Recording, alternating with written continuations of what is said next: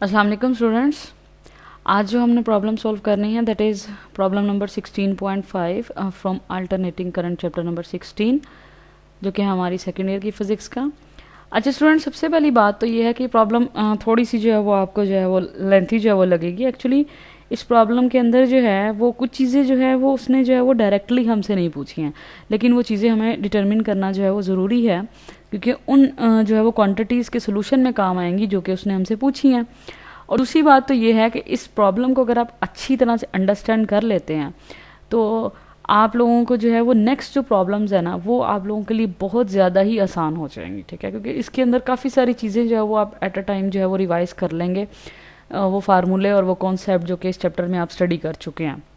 सबसे पहले हम इसकी स्टेटमेंट देखते हैं, that is an inductor of pure inductance. अच्छा, अब यहाँ से हमें एक चीज़ कंफर्म होगी, जो नोट कर लें कि हमारा जो सर्किट है उसके अंदर एक इंडक्टर लगा हुआ है, ठीक है। अब वो इंडक्टर की इंडक्टेंस की वैल्यू है हमें गिवन, जो कि हमने लिख ली है L3/πh, that is Henry. An inductor, अगर हम थोड़ी देर के लिए इस वैल्यू को स्किप करके जो है वो स्टेटमेंट समझें, an inductor of pure inductance is connected with in series with resistance. चले हम इसको भी छोड़ देते हैं, प्योर इंडक्टेंस, तो मतलब क्या बनता है, an inductor is connected in series with resistance. तो इसका मतलब क्या हुआ, ये हमारा कौन सा सर्किट बन गया, R L circuit, R for resistance and L for inductor. अब उस रेजिस्टेंस की वैल्यू भी इसने हमें दे दी है। अच्छा, ये तो हमें पता चल गया कि हमारा सर्किट जो है वो सिंपल जो है वो सिंगल कंपोनेंट सर्किट नहीं है, बल्कि दो चीज़ें कनेक्टेड हैं, एक रेजिस्टेंस और एक क्या है, इंडक्टर कनेक्टेड हो गया। एक बात ये हो गई, और इस वजह से हमने कहा जी ये कौन सा सर्किट है, आर एल सर्किट। अब हमने फाइंड क्या करना है, the peak value of current. लो जी, सिंपल सी बात है, हमने फाइंड करना है आई नोट पीक वैल्यू होगी, या फिर जिसे हम क्या कहते हैं, that is our maximum value of current. Secondly हमें फाइंड करना है R M S value. Very simple, R M S value हम फाइंड कर लेंगे जैसे ही हमारे पास जो है वो पीक वैल्यू ऑफ करंट आएगी। अब थर्ड हम देखते हैं, इससे प्रीवियस हमने जितनी और प्रॉब्लम सॉल्व की हैं उसमें हमने ये क्वांटिटी जो है वो फाइंड नहीं की है, ठीक है। वो क्या है जी, the phase difference between the current and the applied voltage. The phase difference between the current and the applied voltage. और फेज डिफरेंस को हमने जो है वो जहाँ जो हमने ये टॉपिक स्टडी किया है इस चैप्टर में, आर एल और आर सी सर्किट, वहाँ पे फेज डिफरेंस जो है वो हमने लास्ट में स्टडी किया, that is denoted by angle theta. और इसको हम देखेंगे थोड़ा सा और डिटेल में जब हम थीटा पे आएंगे। सबसे पहले हम देखते हैं कि हमें मैक्सिमम वैल्यू ऑफ करंट जो है वो फाइंड करनी है। अच्छा, अब ये चीज़ें जो है वो सिर्फ आप लोगों की अंडरस्टैंडिंग के लिए हैं, पहले इसको अच्छी तरह समझ लें, उसके बाद जो है वो नोट कीजिएगा। अच्छा, जैसे ही हमें पता चलता है कि हमारे पास जो है वो हमने आई है एक चीज़ और वी, अच्छा हमें लास्ट में एक और चीज़ गिवन है, दैट इज़ वोल्टेज, और वोल्टेज की वैल्यू नहीं गिवन, उसने हमें थोड़ा सा जो है वो हिंट दे दिया। एक्चुअली अगर हम देखें तो हमारे लिए जो है वो आसानी है, उसने हमें एक इक्वेशन दे दी है जो कि बिल्कुल जनरल इक्वेशन की फॉर्म में है, that is v is equal to 350 sin 100/t। और इस तरह की इक्वेशन हम देख चुके हैं प्रीवियस प्रॉब्लम में, जहाँ पे हमने आई के लिए जो है वो इक्वेशन जो है वो लिखी थी, और सिंपली यहाँ पे सिर्फ जो है वो v के लिए दे दी है। अच्छा, अब अगर हमें आई और v से हमारा सामना हो जाए और साथ ही हमें जो है वो रेजिस्टेंस आर दी हो, तो हमारे माइंड में फ़ौरन से पहले क्या आता है, v is equals to I R. और यहीं से जो है वो हम जनरली क्या फाइंड कर लेते हैं, आई जो कि होता है v/r। लेकिन स्टूडेंट्स, अब हमें यहाँ पे आई फाइंड नहीं करना, हमें क्या फाइंड करना है, आई नॉट, यानी मैक्सिमम वैल्यू ऑफ करंट। और वो तभी होगी जब वोल्टेज की भी वैल्यू कौन सी होगी, मैक्सिमम होगी। पहली बात तो ये होगी। और दूसरी बात कि इस प्रॉब्लम को इतना जो वो ईजी नहीं समझें, क्योंकि उसने हमें स्टार्टिंग में क्या कहा, उसने ये नहीं कहा कि सिर्फ एक रेजिस्टेंस कनेक्टेड है, उसने कहा है ये रेजिस्टेंस बेचारी जो है वो सीरीज में लगी हुई है इंडक्टर के साथ। तो इसका मतलब ये हुआ कि अब हम यहाँ पे जो नेट इफेक्ट जो लेंगे, जो कि हमारा जो है वो ओवरऑल जो इफेक्ट होगा, क्योंकि अगर हमारे पास एक सिंगल कंपोनेंट लगा हो ना, तो रेजिस्टेंस अगर सिर्फ कनेक्ट हो तो हम कहते हैं कि वो हमारी क्या होगी, रेजिस्टेंस। अगर हमारे पास सिर्फ एक इंडक्टर लगा हो तो हम कहते हैं वो होगी हमारे पास इंडक्टिव रिएक्टेंस। और अगर जो है वो सिर्फ एक कैपेसिटर लगा हो तो हम कहते हैं वो हमारी क्या होगी, कैपेसिटिव रिएक्टेंस। लेकिन अब यहाँ पे एक सिंगल कंपोनेंट कनेक्टेड नहीं है, दो कंपोनेंट सीरीज में कनेक्टेड हैं, तो उस केस में जो है वो हम रेजिस्टेंस का भी क्या लेते हैं, कंबाइंड इफेक्ट। क्या लेते हैं, कंबाइंड, यानी जितने भी कंपोनेंट्स लगे हुए हैं, लेट्स से हमारे प्रॉब्लम में कितने हैं, दो, तो रेजिस्टेंस की जगह पे हमें क्या लेनी पड़ेगी, combine effect of this resistance of these elements. और उसको हम किससे डिनोट करते हैं, उसको हम कहते हैं इम्पीडेंस। तो हमें भी यहाँ पे क्या लिखना पड़ेगा, इम्पीडेंस। तो एक बात तो ये होगी कि वी नहीं यूज़ होगा, वी नॉट यूज़ होगा, और दूसरा जो है वो हमें इम्पिडेंस, और मज़े की बात ये है कि ना तो हमें वी नॉट गिवन है और ना ही हमें इम्पिडेंस गिवन है। तो कहने का मतलब ये हुआ कि हम आई नॉट तब तक फाइंड नहीं कर सकते जब तक जो है वो हमें वी नॉट और इम्पिडेंस जो है वो हम फाइंड नहीं कर लेते। तो सबसे पहले हम देखते हैं वी नॉट को। तो वी नॉट फाइंड करने की ज़रूरत ही नहीं है, वी नॉट उसने हमें दिया हुआ है। कैसे दिया हुआ है? सबसे पहले अगर आप इसी क्वेश्चन को गौर से देखें जो कि उसने हमें दी है। चलें, अब यहाँ पे हमें फार्मूला की हेडिंग एक्चुअली नहीं देनी चाहिए, लेकिन आप लोगों की जो है वो अंडरस्टैंडिंग के लिए सिर्फ यहाँ पे लिख दिया है, ठीक है। आप यहाँ पे लिख सकते हैं कि टू फाइंड या टू डिटरमिन जो है वो V naught and omega. Omega भी हम फाइंड कर लेते हैं क्योंकि वो आगे हमारे बहुत काम आएगा, ठीक है। तो अगर हम लिख लें, चलें यहाँ पे लिख लेते हैं for V naught and omega. ये जो गिवन इक्वेशन है इसको एक दफ़ा से लिख लें दोबारा से, that is v is equals to 350 sine 100 pi into T. और जनरल इक्वेशन क्या होती है जी? बिल्कुल सेम वही होगी, v is equals to V naught, जैसे याद है आपको i is equals to I naught sine omega T. चलें, अब इसको दोबारा से अगर हम कंपेयर करें तो वेरी सिंपल लें, हमें यहाँ से वी नॉट मिल भी गया जो कि क्या है 350 वोल्ट्स। एक चीज़ तो हमारे पास आ गई। और अगर आप जो है वो थोड़ा सा और जो है वो कंसनट्रेशन देखें तो ओमेगा की जगह पे क्या है 100 पाई। अक्सर स्टूडेंट यहाँ पे मिस्टेक कर देते हैं, वो सिर्फ कहते हैं अच्छा जी 100 लिखा हुआ है जो ओमेगा की जगह पे। आप ऐसे नहीं सोचा करें, आप ये देखा करें कि टी की जगह पे तो टी आ गया और बाकी जो सारा है वो क्या है ओमेगा। तो फिर बाकी सारा क्या रह जाता है? बाकी सारा रह जाता है 100 पाई। चलें जी, अब हम चलते हैं हमारे इम्पिडेंस की तरफ, क्योंकि हमें आई नॉट फाइंड करना है। तो सबसे पहले हम लिख देते हैं इम्पिडेंस के लिए फार्मूला, और इम्पिडेंस का फार्मूला आर एल के सर्किट में होता है ओमेगा एल होल स्क्वायर। इसीलिए मैंने कहा था कि ओमेगा भी लिख लेते हैं क्योंकि वो आगे हमारा काम आएगा, प्लस आर स्क्वायर। सिंपली जो है वो हमने इनमें जो है वो वैल्यू से, और इसका स्क्वायर रूट लेना मत भूलिएगा। ओमेगा हमारे पास क्या आया है 100 पाई, और ये मल्टीप्लाई किससे हो रहा है? एल से। तो एल की वैल्यू हमारे पास क्या है? दैट इज़ 3/पाई। ये हमने वैल्यू सब्स्टिट्यूट की, और इसके बाद हमने जो है उसका स्क्वायर लाजमी लेना है। और आर की वैल्यू क्या है 40, और 40 भी का भी क्या आ जाएगा स्क्वायर आ जाएगा, एंड देन इसका ओवरऑल क्या आ जाएगा स्क्वायर रूट। तो भाई ये पाई से जो है वो जी कैंसिल हो गया, और जब हमारा जो है वो 3 जो है वो 100 से मल्टीप्लाई हो जाएगा तो वो क्या रह जाएगा? वो हमारे पास आ जाएगा 300, और इसका हो जाएगा स्क्वायर प्लस 40 का स्क्वायर। तो जब हम 300 का स्क्वायर करेंगे तो वो हमारे पास आ जाएगा 90,000। तो इसको हम लिख लेते हैं, दैट इज़ 9 1 2 3। आप जो है उसे कैलकुलेटर से कंफर्म कर सकते हैं कि यही आंसर आएगा। प्लस 40 की जगह पे आ जाएगा हमारा 1600, और जब हम इसको जो है वो ऐड करेंगे तो हमारे पास आ जाएगा 91600, और 91600 को जब हम जो है वो स्क्वायर रूट करेंगे तो हम जो है वो देखते हैं कि हमारे पास आएगा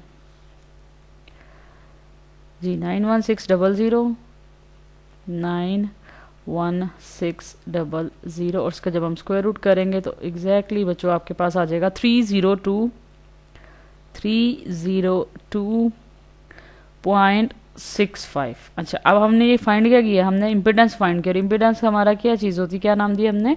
combine effect of resistance of all the components. तो रेजिस्टेंस से आई है ना, तो इसका मतलब इसका यूनिट भी क्या आएगा ओहम्स में, ठीक है। अच्छा, अब हमारे पास जो है वो हमें दो चीज़ें जो चाहिए थी वो हमने जो है वो बड़ी इजीली फाइंड कर ली, दैट इज़ वी नॉट और जी। तो अब हम चलते हैं, अब हमारा मैक्सिमम वैल्यू ऑफ करंट जो कि हमारा हमने लिखा भी था पहले ये फार्मूला, यानी कि आई नॉट क्या आएगा? आई नॉट सिंपली आ जाएगा वी नॉट यानी डिवाइडेड बाय इम्पीडेंस, और वी नॉट हमारे पास आया था 350 after comparison of these two equations, एक जनरल इक्वेशन और एक जो है वो गिवन इक्वेशन। और इम्पीडेंस अभी हमने फाइंड की जो कि हमारे पास क्या है 302.65। तो जब आप इसको कैलकुलेटर से डिवाइड करेंगे ना तो आपके पास आ जाएगा 1.157, ठीक है। और क्योंकि ये करंट आया तो एम्पेयर्स में, और अगर हम इसको फाइनली जो है वो राउंड ऑफ कर लें तो हमारे पास आ जाएगा आई नॉट, और यहाँ से हमारे पास क्या आएगा 1.16। लें जी, हमारा जो है वो एक पार्ट जो है वो हमारा जो है वो सॉल्व हो गया, और हमें एक अननोन जो है वो हमने जो है वो डिटरमिन कर ली है, दैट इज़ आई नॉट। अब हम आई आर एम एस की वैल्यू देखते हैं, और वो बहुत ही आसान है। वो तो अब तक आपको जो है वो फार्मूला रट भी चुका होगा कि जब भी आपके पास मैक्सिमम या पीक वैल्यू आ जाए तो आपने सिंपली 0.7 से उसको क्या करना है मल्टीप्लाई कर देना है, तो हमारे पास क्या आ जाएगी आर एम एस वैल्यू। तो तो जब हम 0.7 से मल्टीप्लाई कर देंगे किसको 1.16 को, तो हमारे पास आ जाएगा 0 मल्टीप्लाई करने से तो ये नहीं आएगा, जो कि हमारे पास पहले आएगा 0.809 और ये किस में आएगा एम्पेयर्स में। इसको भी अगेन जब हम राउंड ऑफ करेंगे तो हमारे पास IRMS वैल्यू किसकी आ जाएगी, जो कि आ जाएगी 0.81 एम्पेयर्स। तो सेकंड पार्ट भी हमारा साथ ही सॉल्व हो गया, ठीक है। तो यहाँ से हमारे पास दो चीज़ें जो है वो आ गई। अब हम देखते हैं कि हमें थर्ड जो हम उसने हमसे जो वो चीज़ पूछी थी, अब हम उसको थोड़ा सा डिटेल में देखते हैं। उसने हमसे कहा है फेज डिफरेंस फाइंड करें आप जो है वो किसके बीच में, current and applied voltage, current and applied voltage. अब थोड़ा सा एक टॉपिक जो है वो हमने इस चैप्टर में उसको ज़रा रिमाइंड कीजिएगा, phase lag and phase lead. जब भी हम फेज लैग और फेज लीड को स्टडी किया तो उसको हमने जो है वो अंडरस्टैंड करने का एक मेथड देखा था कि हम उसको डिनोट किससे करते हैं, वेक्टर से, कि एक जो है वो वोल्टेज का जो है वेक्टर जो है वो और एक वेक्टर किसको रिप्रेजेंट कर रहा होता है, करंट को, और उसके बाद हम क्या करते हैं कि जो लीड कर रहा होता है और जो लैग कर रहा होता है उसको हम जो डिनोट करवा देते हैं, ठीक है। लेकिन जब हमने कम्बिनेशन सर्किट स्टडी किया, that is RC and RL, वहाँ पे हमने जो है वो एक और चीज़ जो है वो स्टडी की थी जिसको हम कहते हैं फेज डिफरेंस। और वहाँ पे हमने देखा है कि फेज डिफरेंस बेसिकली होता है एंगल, लेकिन अब वो एंगल होता किसके बीच में है, तो उस चीज़ को हम समझते हैं। बेसिकली वो एंगल देखें, इंपीडेंस क्या थी, इंपीडेंस क्या थी, कंबाइंड इफेक्ट किसका था कि हमने कनेक्ट क्या किए थे, एक तो रेजिस्टेंस और दूसरी जो है वो इंडक्टर की रेजिस्टेंस, यानी कि इंडक्टिव रिएक्टेंस, इंडक्टिव रिएक्टेंस जिसको हम शो किससे करते हैं, एक्सएल से। और वो हमने फार्मूले में एक्चुअली एक्सएल की जगह ही लिखा है ओमेगा एल, बेसिकली ये इसी के इक्वल होता है।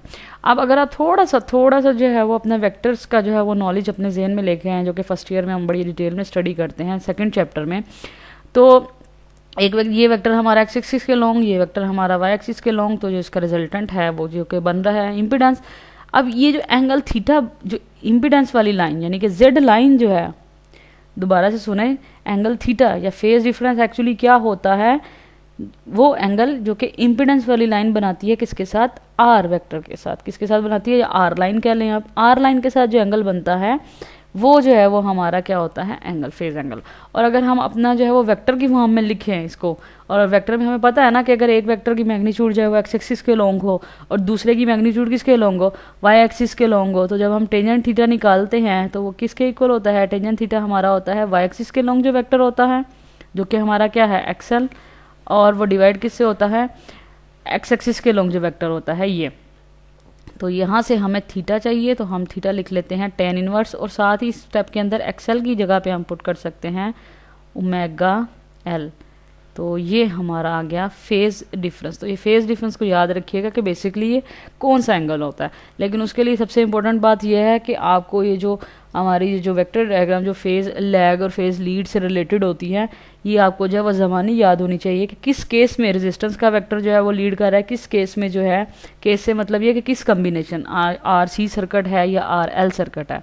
जो RL सर्किट होता है उसके केस में जो है वो वाई एक्सिस के लॉन्ग जो है वो इंडक्टर की रेजिस्टेंस यानी कि इंडक्टिव रिएक्टेंस, और एक्स एक्सिस के लॉन्ग जो है वो हमारी जो रेजिस्टेंस होती है उसका वेक्टर ड्रॉ किया जाता है। और दूसरी बात यह है कि पॉजिटिव वाई एक्सिस की तरफ हो। अच्छा चलें, अब हम इसके अंदर जो है वो वैल्यू सब्स्टिट्यूट कर देते हैं, बहुत सिंपल। हमारे पास ओमेगा किसके इक्वल था, हमने जब कंपेयर किया था तो वो आया था 100 पाई के इक्वल, और हमें एल के गिवन था 3/पाई। अब ये सारा कुछ बटे के ऊपर है, ये याद रखिएगा। अब बटे के नीचे क्या है, आर, और आर हमारा क्या था 40। चलें जी, और इस सब का हमने लेना है at the end tan inverse. Again pi pi से जो है वो कैंसिल हो गया, हमारे पास क्या रह गया, बटे के ऊपर आ जाएगा 300 और बटे के नीचे हमारे पास आ गया 40। जब आप 300 को 40 से डिवाइड करवाएंगे तो एग्जैक्टली आपके पास आ जाएगा 7.5।